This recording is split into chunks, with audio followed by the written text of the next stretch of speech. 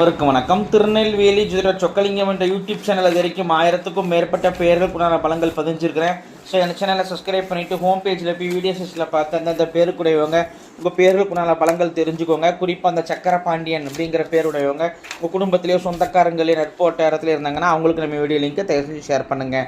நிறைய நண்பர்கள் ஜோதிடத்தி மேல் பற்றுக்கொண்டு நிறைய இடங்களில் ஜோதிடம் படித்து ஒரு ஜாதகத்தை கையில் கொடுத்த பலன் சொல்ல தரக்கூடிய ஜோதிட நண்பர்களுக்கும் ஏற்கனவே தொழிலாக பார்த்துக்கிட்டு இருக்கிற ஜோதிட நண்பர்களுக்கும் ஜோதிட பரிகார புத்தகங்கள் மக்கள் மத்தியில் நீங்கள் தைரியமாகவும் துல்லியமாகவும் பலன் சொல்ல உதவும். ஜோதிட பரிகார புத்தகங்கள் லிஸ்ட்டை பெற இருப்பவங்க ஸ்க்ரீனை ஸ்க்ரோல் ஆகக்கூடிய டெலிகிராம் நம்பருக்கு மெசேஜ் பண்ணிங்க அப்படின்னா என்னுடைய புத்தகங்களோட லிஸ்ட் விளக்கங்கள் இந்த ஆரம் பார்த்துட்டு தேவையான புத்தகங்கள் வாங்கிக்கலாம். அஸ்ட்ராலஜிக்கு கன்சல்டேஷன், ஜாதகம் பார்க்க, ஜாதகம் எழுத, பிறந்த குழந்தைகளுக்கு அரிசி பேசூட்ட, திருமண பொருத்தம் துல்லியமாக பார்க்க, குலதெய்வம் அறியாதவங்க குலதெய்வம் அறிய, அஸ்ட்ரோ நியூமராலஜி, அஸ்ட்ரோ நேமாலஜி, ஜாதகமே இல்லாதவங்களுக்கு பலன் சொல்ல போன்ற அஸ்ட்ராலஜிக்கல் கன்சல்டேஷனுக்கு தாராளமாக நீங்கள் நினைக்கலாம். குறைந்த குருதட்சணையில் தரமான ஆலோசனை வழங்கப்படும். நேரில் வரணுங்கிற அவசியம் கிடையாதுங்க, ஃபோன்லேயே பலன் சொல்லிடுவேன். சரிங்க, இன்றைக்கி பதிவுக்குள்ளே போவோம். சக்கரபாண்டியன் என்ற பேருக்கான 25 வகையான நேமாலஜி பலன்களை பார்ப்போம். ஃபஸ்ட்டு பாயிண்ட்டு அழகானவங்களாக இருப்பீங்க. ரெண்டாவது பாயிண்ட்டு போராட்டமான வாழ்க்கையாக இருக்கும். மூணாவது பாயிண்ட்டு சென்சிட்டிவ் டைப்பாக இருப்பீங்க. நாலாவது பாயிண்ட்டு பாசத்துக்கு முக்கியத்துவம் கொடுப்பீங்க.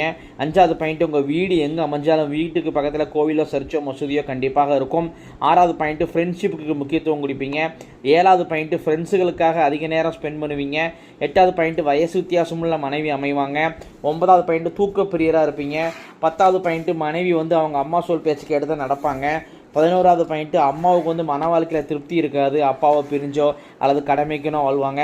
12வது பாயிண்ட்டு மனைவிக்கு நிர்வாகத்திறமை அதிகமாக இருக்கும். 13வது பாயிண்ட்டு நீங்கள் வேலை பார்த்தாலும் சரி தொழில் செஞ்சாலும் சரி திருப்தி இருக்காது. 14வது பாயிண்ட்டு மாமியார் எமோஷனல் டைப்பாக இருப்பாங்க. 15வது பாயிண்ட்டு பூரிய தொட்டு மாறி இருப்பீங்க. 16வது பாயிண்ட்டு பூரிய சொத்துக்களும் கைமாறி இருக்கும். 17வது பாயிண்ட்டு வீட்டுக்கு பக்கத்தில் கோவிலோ சர்ச்சோ மசூதியோ கண்டிப்பாக தெய்வத்தோடைய ஆசீர்வாதம் இருக்குது. 18வது பாயிண்ட்டு குதர்க்கமாக பேசுவதுகளை வல்லவராக இருப்பீங்க. 19வது பாயிண்ட்டு இடம் வீடு சொத்தால் லாபம் உண்டு. 20வது பாயிண்ட்டு தனக்கு நியாயமாக வர வேண்டிய லாபம், நியாயமாக கிடைக்க வேண்டிய ப்ரமோஷனை போராடி பெறக்கூடிய சூழ்நிலை கொண்ட தவிர ஈஸியாக கிடச்சிடாது. 21வது பாயிண்ட்டு அப்பாவுக்கு தடுமாற்றமான போராட்டமான வாழ்க்கையாகத்தான் இருக்கும். 22வது பாயிண்ட்டு அப்பாவால் உங்களுக்கு ஆதாயங்கள் முன்னேற்றங்கள் இருக்கும். 23வது பாயிண்ட்டு தூக்கம் சரியாகி வராது. நல்லா தூங்கணும்னு நினைப்பீங்க, ஆனால் தூக்கம் சரியாகி வராது. 24வது பாயிண்ட் உங்கள் குடும்பத்தில் கன்னி உண்டுங்க. கன்னின்னு சொன்னால் குறைஞ்ச வயசில் பிறந்து 2 நிமிஷத்தில் இறந்து போனாலும் அது கன்னி தான், அது பெண் குழந்தை. உங்கள் குடும்பத்தில் உங்களுக்கோ உங்கள் அப்பா அம்மாவுக்கோ உங்கள் கூட பிறந்தவங்களுக்கோ ஒரு குழந்தை இறந்து போயிருப்பாங்க, கன்னியாக இருக்கிறாங்க. அவங்களை அவசியம் வழிபடணும், அதுவும் முறைப்படி வழிபடணும். கன்னி தெய்வ வழிபாட்டு முறைப்படி செய்வது எப்படி அப்படிங்கிற புத்தகமே போட்டிருக்கிறேன்.